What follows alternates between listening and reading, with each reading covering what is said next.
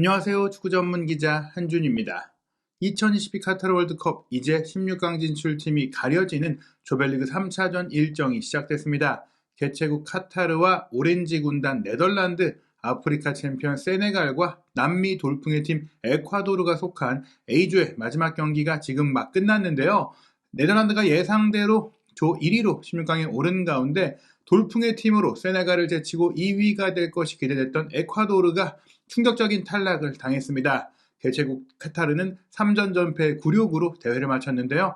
A조 마지막 경기에서 어떤 일들이 벌어졌는지 총정리해드리겠습니다. 2022 카타르 월드컵 A조 1위는 네덜란드, 2위는 세네갈로 확정이 됐습니다. 이변이 없는 결과였죠. 대회 전부터 네덜란드와 세네갈이 우세할 것이다라는 전망들이 있었는데 개최국 카타르가 홈 어드밴티지 6개월 장기 합숙의 그 조직력을 통해 이변을 일으키지 않을까, 또 젊은 신예들이 많이 등장한 돌풍의 팀 에콰도르가 개막전에서 카타르를 꺾는 과정에 아주 좋은 경기력을 보였기 때문에, 또 네덜란드와도 무승부를 거두는 좋은 승부를 벌였기 때문에 돌풍의 좀 가능성들이 점쳐지기도 했었거든요. 하지만 최종 결과는 네덜란드와 세네갈의 진출이었습니다. 네덜란드는 카타르와 마지막 경기 2대0으로 승리했고, 세네갈은 에콰도르와 마지막 경기를 2대1로 승리하면서 불리했던 상황을 뒤집었어요. 사실 마지막 경기를 앞둔 상태에서 네덜란드 1승 1무 골득실 플러스 2의 승점 4점, 에콰도르도 1승 1무 골득실 플러스 2의 승점 4점으로 선두를 다투고 있었어요. 그러다 보니까 네덜란드도 마지막 카타르와의 경기에 총력을 기울일 수밖에 없었고요. 세네갈 같은 경우에는 네덜란드와 경기에서 패배했기 때문에 1승 1패인 상황, 반드시 에콰도르를 상대로 이겨야만 하는 최종전이었죠. 에콰도르가 세네갈과 비기기만 해도 1승 2무로 최소한 2위를 확보할 수 있는 유리한 상황이었는데 이 상황을 세네갈이 뒤집었습니다. 최종 결과 네덜란드가 2승 1무, 세네갈이 2승 1패, 그리고 에콰도르가 1승 1무 1패로 선전했음에도 불구하고 3위가 됐고요. 카타르는 한 골을 넣는데 그치면서 1득점 7실점 3전 전패, 개최국 사상 최악의 성적으로 탈락했습니다. 우선 네덜란드와 카타르 모두 주전을 총출동시켰죠. 네덜란드는 말씀드린 대로 조 1위 진출도 중요했고, 사실상 16강 진출을 완전히 확정한 것은 아니었기 때문에 최전방에 이제 부상에서 완벽히 회복한 멤피스 데파이와 더불어 1, 2차전 모두 득점하면서 최고의 골 감각을 보여준 코디 각포를 최전방에 배치했고요. 공격의 미드필드로 다비 클라센, 두 명의 중앙 미드필드로 프랭키 데용과 마르텐 더룬을 투입하면서 미드필드 구성에 새로운 조합을 실험했고요. 좌우 윙백으로는 블린트와 dim프리스, 3백은 아케, 판다이크, 팀버, 그리고 노페르트 골키퍼가 골문 지켰습니다.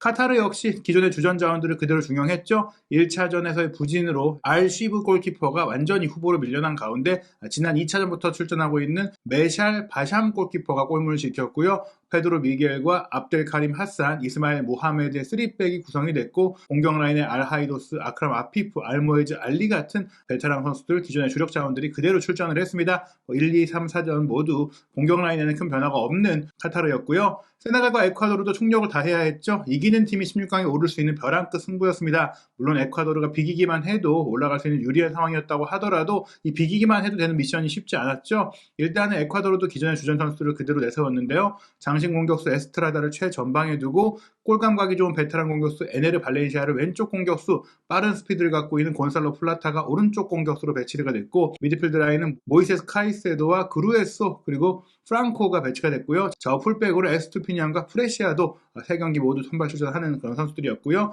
인카피에와 토레스가 2명의 센터백 배치됐습니다. 세네갈 같은 경우에는 지난 2차전 투톱을 떴다가 재미를 보지 못했죠. 블라이 디아를 원톱으로 놓고 은디아의 사르를 이제 좌우 측면 공격수로 배치했어요. 그리고 이제 수비 미드필드 장악력을 높이기 위해서 2명의 게이와 시스를 배치하는 3미드를 구성했고요. 좌우 윙백으로 야콥스와 사발리, 2명 센터백으로 쿨리발리와 디알로가 나서는 4-3-3 포메이션, 이번 조별리그에서 가장 안정된 구성으로 경기를 했습니다. 일단 네덜란드가 먼저 전반 26분에 선제골을 넣으면서 동시간에 킥오프한 경기 앞서갔습니다. 코디 각포 선수가 1, 2차전에 이어서 또 한 번 득점포로 가동했는데요. 왼쪽 측면에서 가운데로 치고 들어오면서 이제 수비 3, 4명을 달고 들어가서 문전까지 들어가 강력한 오른발 슈팅을 구석으로 꽂아 넣었는데 1, 2, 3차전 모두 골을 넣은 것이 월드컵 역사상 두 번째 있는 일이라고 합니다. 조별리그에서 연속 기록을 2대회에 걸쳐서 이룬 선수들은 있지만 한 대회에 1, 2, 3차전에서 모두 골을 넣었던 선수는 1986년 이탈리아의 알레산드로 알토벨리 외에는 코디 가포가 처음이라고 하니까요. 지금 코디 가포 선수의 주가가 굉장히 올라가고 있고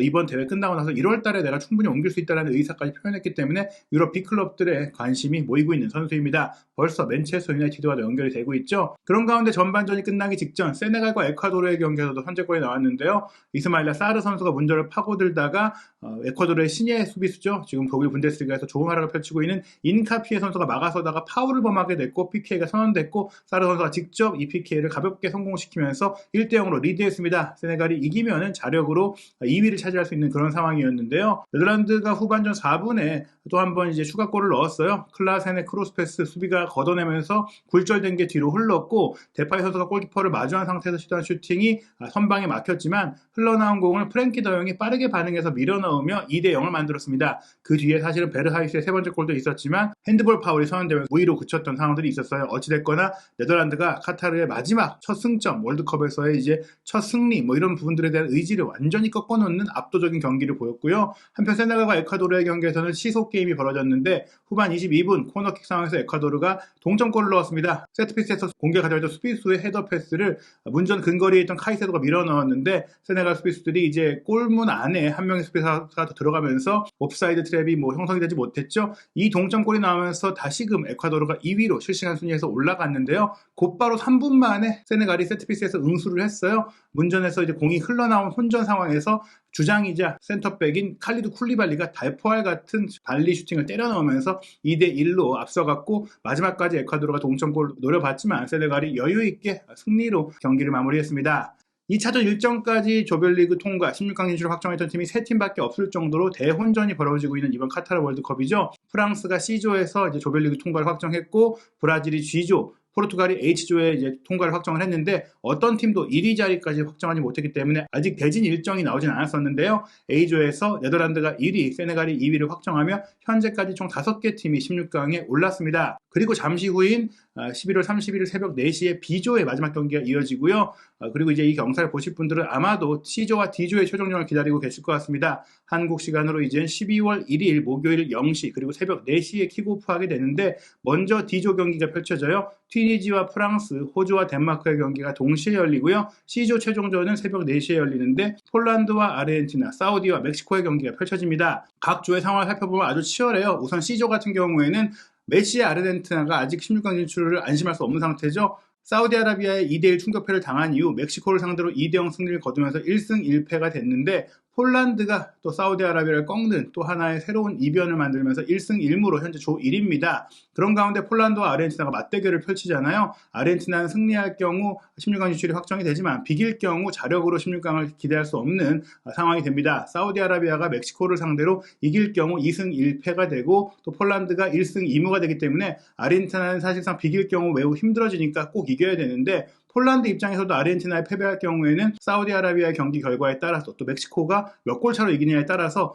조별리그 통과가 어려울 수 있기 때문에 모든 상황들이 얽혀 있어요. 무엇보다 아르헨티나를 꺾으면서 기세가 좋았던 사우디아라비아도 멕시코와의 마지막 경기 총력을 다해서 이길 경우에는 자력으로 16강을 이제 돌파할 수 있는 그런 상황이 되기 때문에 어떤 결과가 펼쳐질지 어떤 팀이 16강에 오르게 될지 굉장히 궁금해지고요.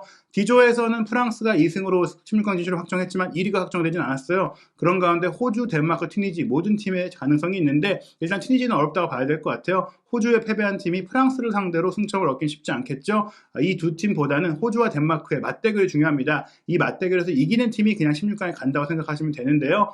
호주가 비기면 조금 더 유리한 상황이 되죠. 1승 1무 1패로도 프랑스가 튀니지를 잡아줄 경우 16강에 오를 수가 있고 덴마크 입장에서는 1무 1패로 아직 승리가 없잖아요. 호주를 잡는다면 역시 1승 1무 1패로 16강에 갈 수 있으니까 호주 덴마크의 경기가 가장 치열한 경기가 될 것으로 보입니다. 덴마크가 유로 2024강을 이뤘는데 이번 대회 굉장히 고전하고 있어요. UEFA 네이션스 리그에서도 프랑스를 꺾는 돌풍을 일으켰었는데 마지막 이 호주와의 경기를 잡고 16강에 오를 수 있을지 궁금하고 메시의 꿈, 아르헨티나의 도전 그리고 사우디아라비아의 멋진 그 플레이, 좋은 경기를 하고도 폴란드에 패했던 그 아쉬움들 어떻게 털어낼 수 있을지 한준TV와 C조와 D조의 마지막 최종전 경기 결과 상세 분석도 확인하시기 바랍니다.